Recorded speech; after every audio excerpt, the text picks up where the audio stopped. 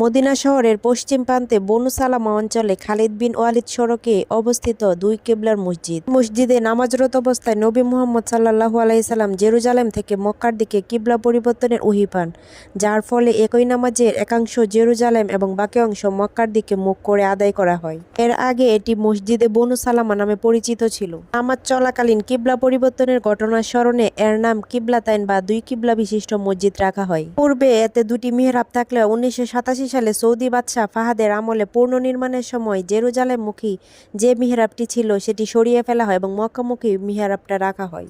বর্তমানে এটি একটি আধুনিক নান্দনিক ডিজাইনের মসজিদ, যেখানে একসঙ্গে প্রায় 2000 মুসল্লি নামাজ আদায় করতে পারেন। মদিনায় আসলে অবশ্যই আপনারা দুই কেবলার মসজিদ ঘুরে যাবেন। নিজ চোখে না দেখলে এর সৌন্দর্য আপনারা কখনোই উপভোগ করতে পারবেন না। আমি ভিডিওতে যতটুকু পেরেছি ততটুকু তুলে ধরেছি। আমার কাছে অনেক বেশি ভালো লাগছে দুই কেবলার মসজিদে গিয়ে। এই একমাত্র মসজিদ যেখানে একই নামাজের মধ্যে কিবলা পরিবর্তন হয়েছিল। এটি মুসলমানদের জন্য অন্যতম গুরুত্বপূর্ণ একটি ঐতিহাসিক নিদর্শন। এখানে যাওয়ার পর মনের মধ্যে আলাদা একটা শান্তি কাজ করতেছে। নিজ চোখে দেখে আসলাম এত সুন্দর মসজিদ আমি আগে কখনো দেখি নাই। এটি ইসলামের ইতিহাসের অন্যতম প্রাচীন এবং গুরুত্বপূর্ণ একটি মসজিদ, যা কিবলা পরিবর্তনের ঐতিহাসিক সাক্ষী হিসেবে দাঁড়িয়েছে। আমি যদি আবারও মদিনায় যাই, ইনশাল্লাহ দুই কেবলার মসজিদে আবারও যাব।